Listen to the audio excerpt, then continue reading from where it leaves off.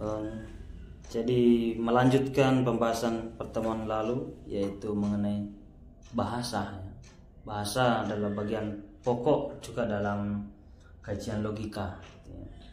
Pertama-tama kita sudah bicara logika, bahasa definisi, kemudian terakhir di bahasa. Kelanjutan dari pembahasan ini adalah berpikir dan perkataan, ya. Pengertian dan perkataan atau berpikir dan berbahasa gitu ya. Jadi seorang yang bisa mengungkapkan bahasanya dengan sistematis itu karena memiliki kosakata yang banyak gitu ya. Jadi ketika Anda di kelas, di kampus misalnya, di kelas, kemudian Anda bisa mengurai berbagai macam hal, Anda bisa mengungkapkan itu, maka itu adalah isi hati Anda dan rangkaian dari sekian kata, ya. Dari kata-kata yang dikuasai itu dirangkai menjadi satu bahasa, ya. Dan biasanya kelas seseorang itu ditunjukkan oleh kemampuan dia berbahasa, gitu ya. Jadi menilai dosen misalnya, menilai mahasiswa itu dari isi pikirannya, apa yang diungkapkan, dari apa yang dipikirkan, berisi atau tidak, bermakna atau tidak, itu bisa dinilai gitu ya. Bobot seseorang mahasiswa itu bisa dipahami dari sekian apa yang dia ungkapkan, kemampuan dia merangkai kata, ya, itu bisa dimengerti. Oke. Meskipun dalam pandangan-pandangan tadi bahwa berpikir merupakan itu adalah percakapan batin, ya.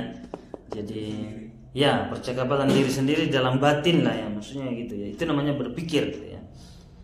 Artinya dalam keadaan sadar Anda merangkai, Anda berpikir, ya.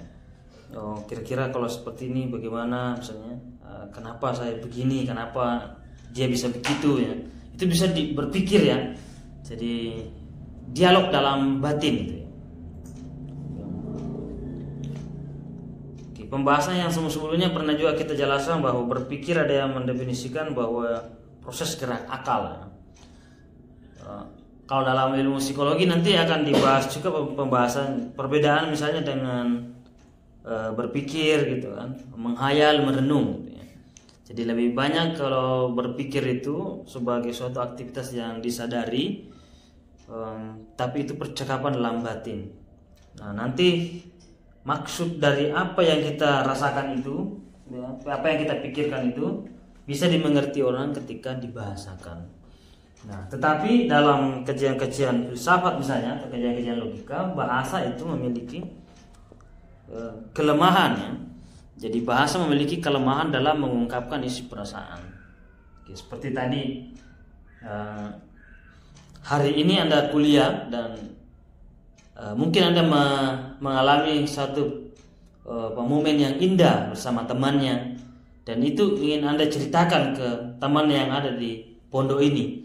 Yang Anda ceritakan itu tidak mampu mewakili apa yang Anda rasakan, ya. Keindahan yang Anda rasakan itu, ya, Anda mungkin berbunga-bunga, ya. Tapi enggak bisa, kata-kata apapun yang digunakan itu enggak bisa, ya. Enggak bisa mewakili itu. Tapi setidaknya memberikan pengertian, ya.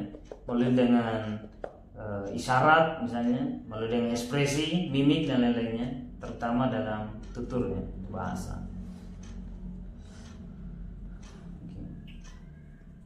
Jadinya itu berpikir. Jadi berpikir itu sangat penting. Nah, bahasa, kemudian bahasa yang baik ketika memiliki konsep yang bagusnya. Dia punya pengertian, memahami perkataannya, ataukah setiap sesuatu itu Anda mengerti. Misalnya begini, Anda kuliah, ya, kemudian Anda belajar misalnya tentang manajemen, ya, manajemen masjid, ya. Anda akan utuh menjelaskan itu ketika betul-betul memahami tentang manajemen dan masjid itu, ya.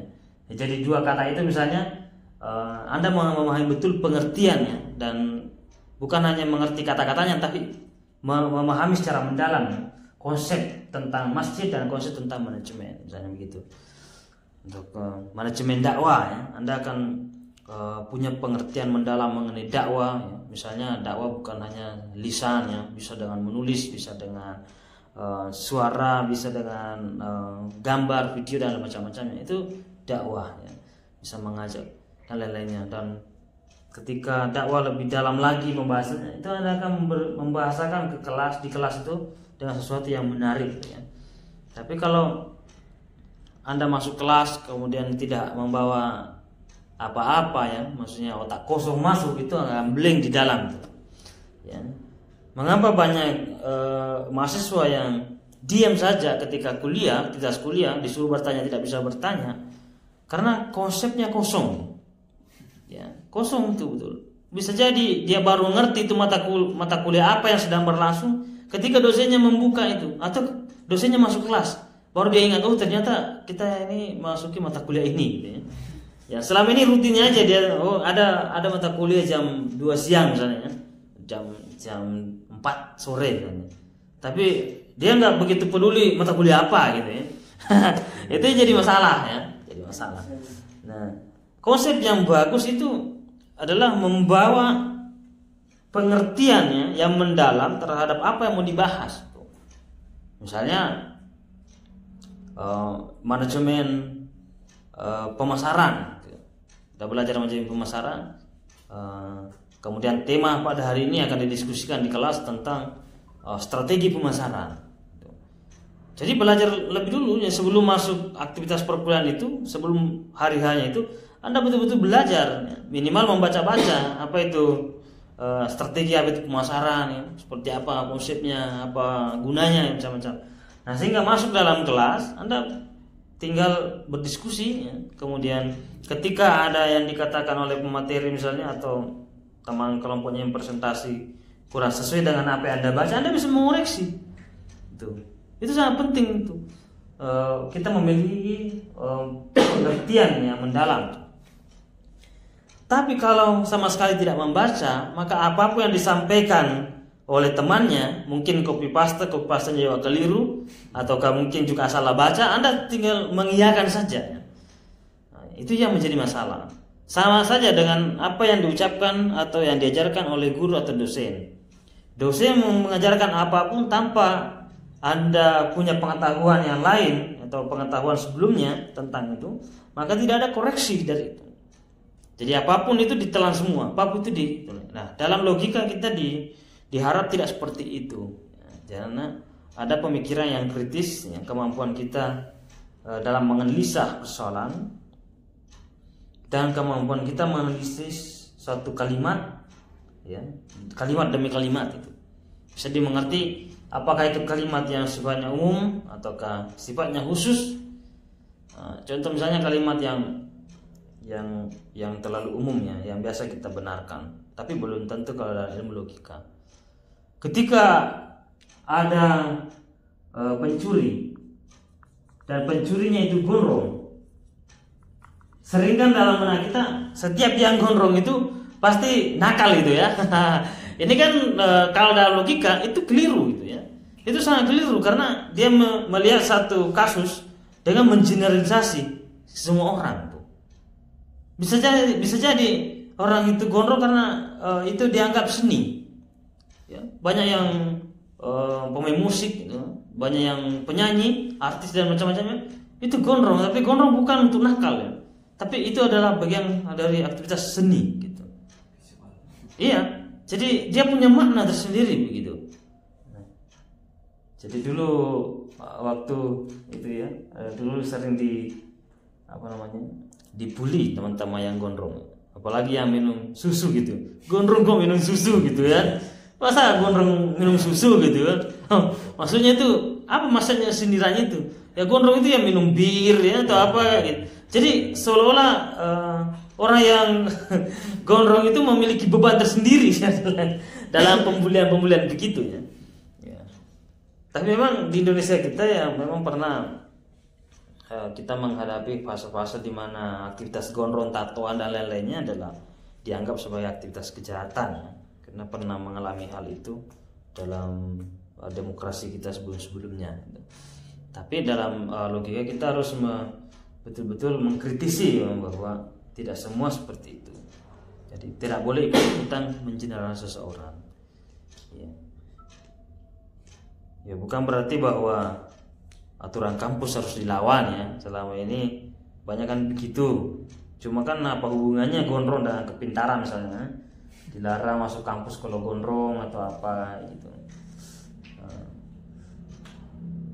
Bahkan ada biasa di tarbiyah dilarang masuk kelas kalau pakai jeans misalnya ya. Itu biasa di tarbiyah karena calon-calon guru gitu. Ya, cuma apa hubungannya antara jis dengan otak manusia gitu kan? Nah, mungkin itu bagian daripada etika ya, etika atau pakaian saja. Tapi kalau dunia kampus ya kita kan mengkaji persoalan keilmuan ya, yang mestinya harus dipertajam itu pertanyaannya oleh para pemimpin kampus kepada dosen adalah menguji kemampuan mahasiswanya ya, mengenai literaturnya, bacaannya, gitu. Kemampuannya di mana, bagaimana kemampuan bacaannya, analisisnya, itu yang mesti dikoreksi ya, bukan mempermasalahkan sesuatu yang tidak perlu. Gitu, ya.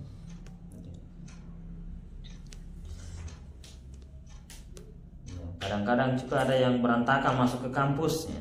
Gondrong, kemudian celananya sobek-sobek. Ya. Tapi jangan dianggap itu nakal ya. Bisa jadi itu sangat pintar. Banyak kok yang pintar ya model-model begitu. Bahkan empatinya kepada sesama manusia juga bagus. Bahkan ada senior saya dulu begitu, compang-camping masuk dalam kelas gitu kan. Terus ditanya sama dosennya, kamu kenapa robe-robe celana masuk kelas? Pak, begitu saya sibuk mengurusi orang lain, jadi diriku sendiri nggak bisa saya urus gitu. Gitu ya. Dan memang nyatanya begitu ya. Dia ngurus banyak, aktivitas LK, aktivitas apa dia ngurus semua. Mahasiswa yang bermasalah, hampir di DO, masuk di komite disiplin macam-macam. Ada yang begitu. Tapi bisa dia tolong. Akhirnya dia sendiri kadang-kadang tidak terlalu mengurus dirinya. Ada yang kayak gitu. Jadi maksudnya begini, contohnya begitu, artinya dia pakaian amburadul dan lain-lainnya, tapi tidak seperti apa yang dibayangkan orang. Ada yang seperti itu. Logika mengajarkan kita bahwa dalam memahami seseorang, memahami sesuatu, kita harus mengerti secara mendalam. Dan ada nanti ya cara memahami kalimat atau kata-kata. Oke, lanjut dulu. Pindah lagi ke sebelah. Coba baca-baca.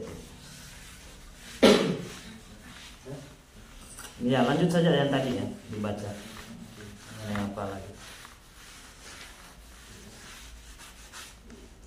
Bahasa adalah laksana alat pemikiran yang kalau sungguh-sungguh kita kuasai dan kita pergunakan dengan tepat, sangat membantu untuk memperoleh kecakapan berpikir dengan lurus. Berpikir dengan lurus menuntut pemilihan kata-kata yang tepat.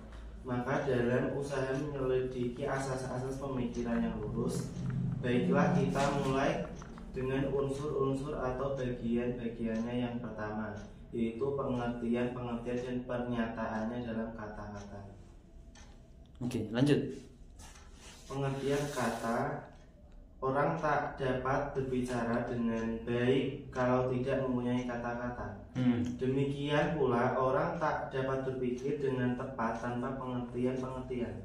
Maka ulangi maksud itu, orang nggak bisa bicara baik tanpa. Orang yang tak dapat berbicara dengan baik kalau tidak mempunyai kata-kata. Ya. Demikian pula orang tak dapat berpikir dengan tepat tanpa pengertian. Oke, dulu berpikir dengan tepat ya, tanpa pengertian. Jadi seorang tidak bisa berpikir dengan baik ya tanpa kata-kata ya, tanpa mengerti tentang kata-kata itu. Jadi mau jadi pembicara hebat, pembicara ulung, itu harus banyak kosakata ya. Dulu waktu bab mahasiswa, kita memang langsung selalu membeli buku kamus ilmiah gitu ya. Jadi kadang kalau kumpul-kumpul sama teman-teman dalam kajian-kajian, kita itu mengungkapkan kata-kata yang ilmiah gitu ya. Jadi ada itu kamus populer ilmiah dulu yang warna kuning itu tebal, itu banyak. Jadi setiap hari minimal 5 kosakata yang dihafal, jadi kemudian dimengerti maknanya, itu menarik ya.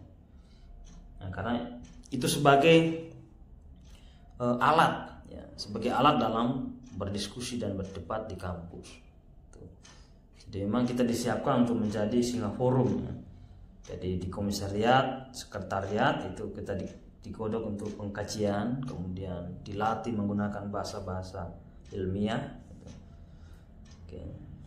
Misalnya rekonstruksi ya, dekonstruksi. Nah, itu bahasa-bahasa begitu kan, bahasa-bahasa yang jadi nah ini tadi bahasa sebagai alat.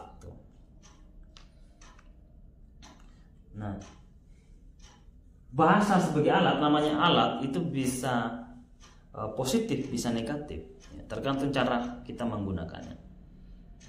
Berapa banyak orang yang menghancur dirinya karena kata-kata oleh orang-orang, kata-kata seseorang. Banyak. Jadi jangan main-main dengan kata-kata dan jangan meremehkan kata-kata. Banyak orang yang bangkit semangatnya, sukses karena kata-kata. Dan sebaliknya banyak orang yang hancur karena kata-kata. Jadi kata-kata itu sangat memiliki energi positif. Ketika misalnya saya mengatakan begini, saudara, orang itu dilarang merokok karena ada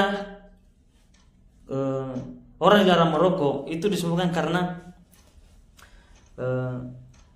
ada semacam konspirasi untuk meruntuhkan para petani tembakau.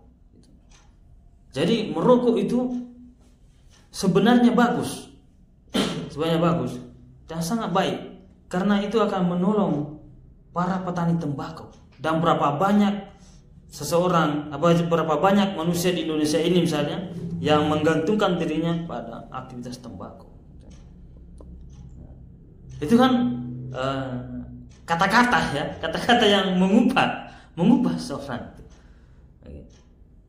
Nah, sebaliknya juga bisa juga bahwa faktanya banyak orang yang terkena penyakit itu karena merokok gitu ya. Dengan data-data tertentu misalnya dikeluarkan dengan data yang tertentu. Nah, artinya mau mengubah pola pikir seseorang itu dengan kata-kata, dengan data ya, bisa meyakinkan orang. Nah, betul nggak perokok itu membuat seorang lebih cepat sakit gitu ya? Nah, itu kan orang udah mulai bingung gitu. Jadi ini merokok bagus atau tidak gitu kan? Gitu ya. Jadi ada aktivitas ya, bahasa itu. Nah, bahasa itu seperti namanya alat ya. Itu masih umum ya. Alat itu macam-macam.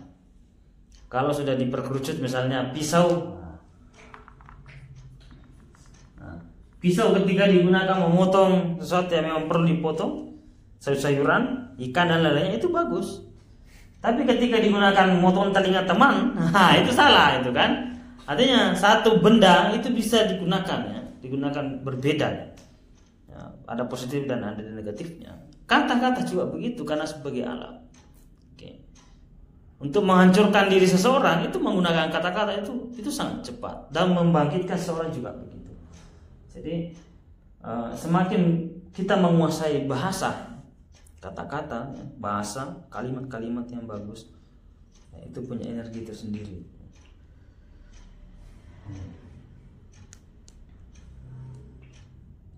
Nah, bahasa membuat seorang berpikir lurus dengan melakukan penyelidikan. Ya. Aktivitas penyelidikan ini maksudnya kita betul-betul menganalisa kata-kata seseorang. Ya, seorang konsisten atau tidak ucapannya itu bisa dinilai bermakna atau tidak, ya. Benar atau tidak itu bisa dinilai. Oke, lanjut aja dulu, pindah ya sebelahnya.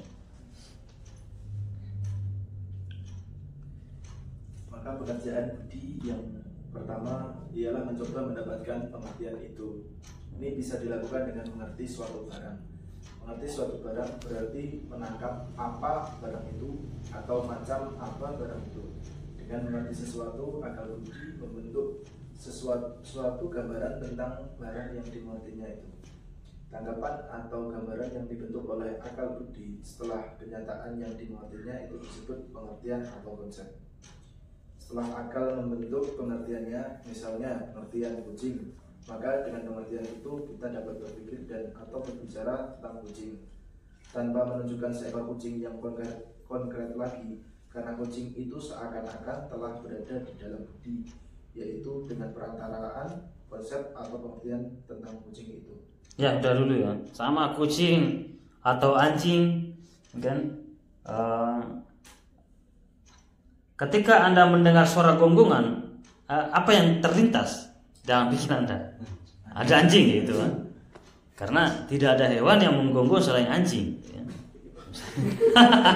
Kecuali ada anjing-anjing manusia ya. Gitu kan.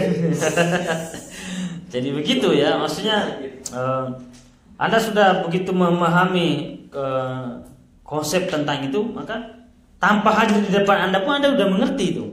Gitu. Anda sudah mengerti. Begitu juga kucing ya. Ada mengenal suaranya dan lain-lainnya, itu Anda sudah mengerti. Oke, lanjut dulu.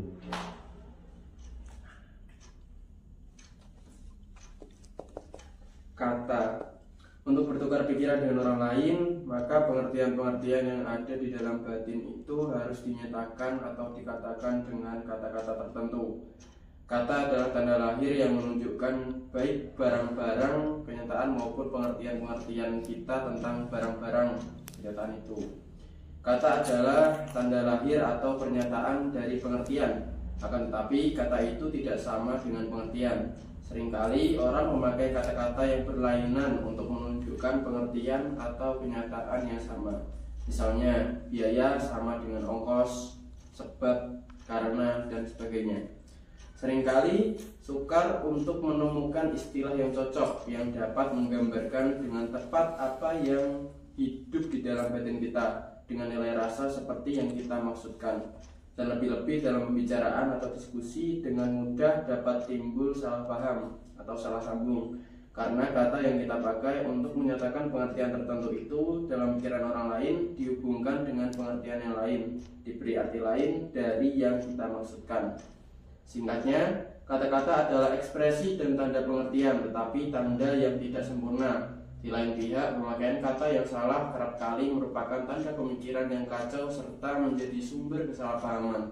Oleh karena itu, sangat penting bagi kita untuk menyadari kata-kata yang kita pakai, yaitu pengertian apa yang terkandung di dalamnya dan kenyataan apa yang hendak ditunjukkan dengan kata tertentu.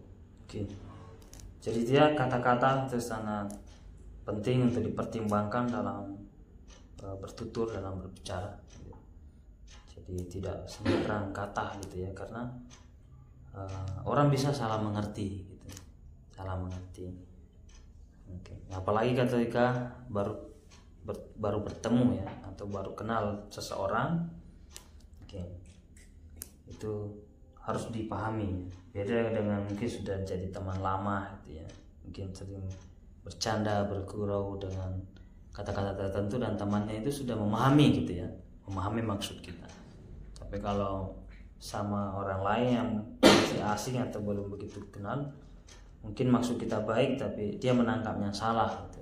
Keliru dalam menangkapnya, karena antara kata dan ekspresi ya, ekspresi itu bisa dibaca oleh seorang.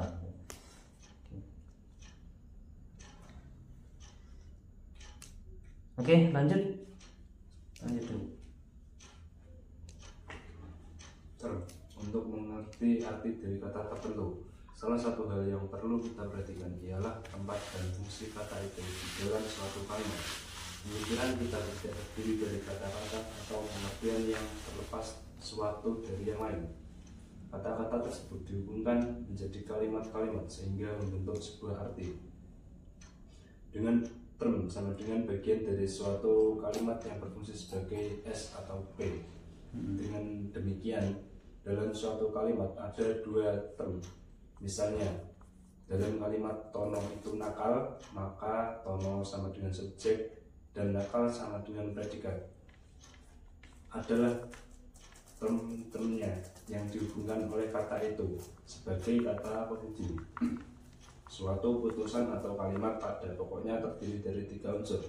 Yang pertama subjek singkat S, yang kedua predikat singkat P, yang ketiga kata penghubung disingkat sama dengan, yaitu tanda yang menyatakan adanya penghubung antara S dan P, yang dalam bahasa Indonesia dapat dinyatakan dengan kata seperti adalah, merupakan, dan lain-lain.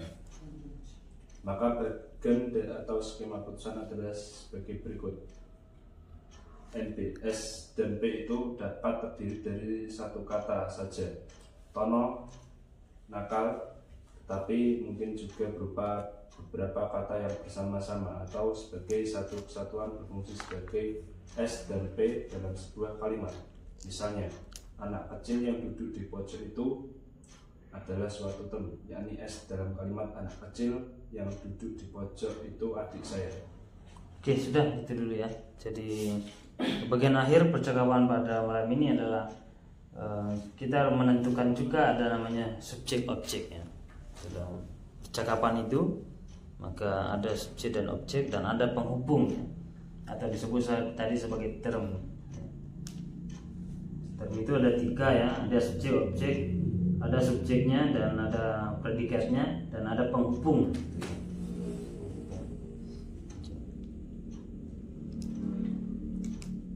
Seperti tadi Tono nakal misalnya ya. Jadi ada subjeknya, ada predikatnya.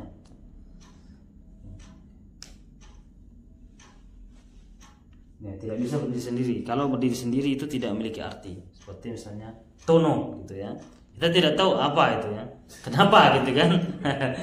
Nah, jadi tidak memiliki arti. Dia ngapain gitu. Nah, nanti Tono sedang makan. Nah, baru ternyata kita mengerti. Oh dia makan gitu ya. Itu baru kita memiliki arti. Nah, ada juga ini harus dianalisis ya. Harus menganalisis subjeknya mana, predikatnya mana. Ada contoh lain misalnya. Ada biasa kata-kata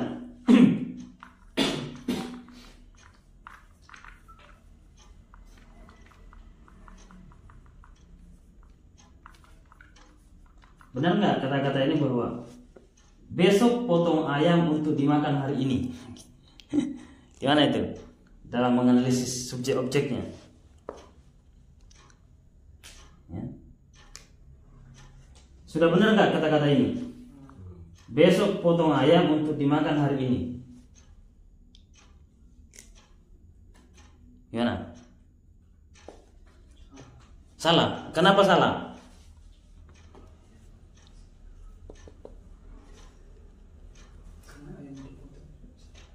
Ya gimana? Kenapa salah?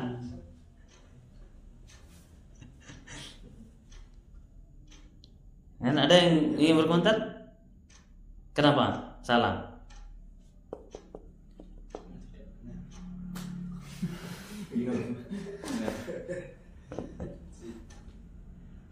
Ada pendapat lain? Mengapa dianggap itu tidak benar?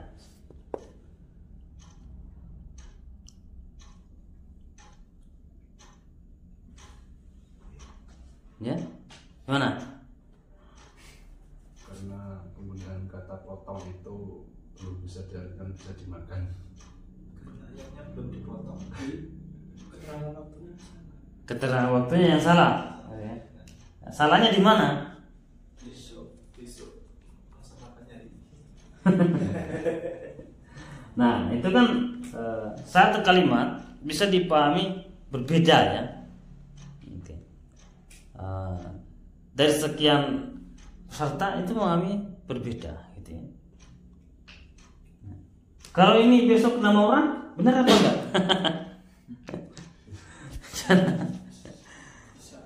Oh ya, nama ini nama orang.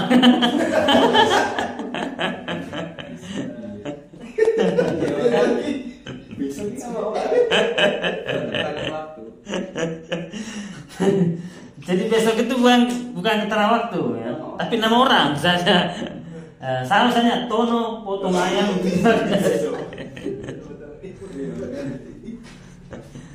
Jadi itu ya kalimat itu kalau tidak analisis secara masalah bisa salah paham ya. Jadi antara yang menuturkan dengan yang menerima itu, oh saya dianggap salah ya. Saya dikatakan salah dalam bertutur ya, ketika mengatakan besok potong ayam untuk dimakan hari ini ya. Karena disalah artikan ya, disalah mengerti maksudnya. Tapi yang mendengarkan itu teman saya, ya memang dia mengenal itu namanya besok ya, maksudnya ada temanku namanya besok gitu. Dia mengerti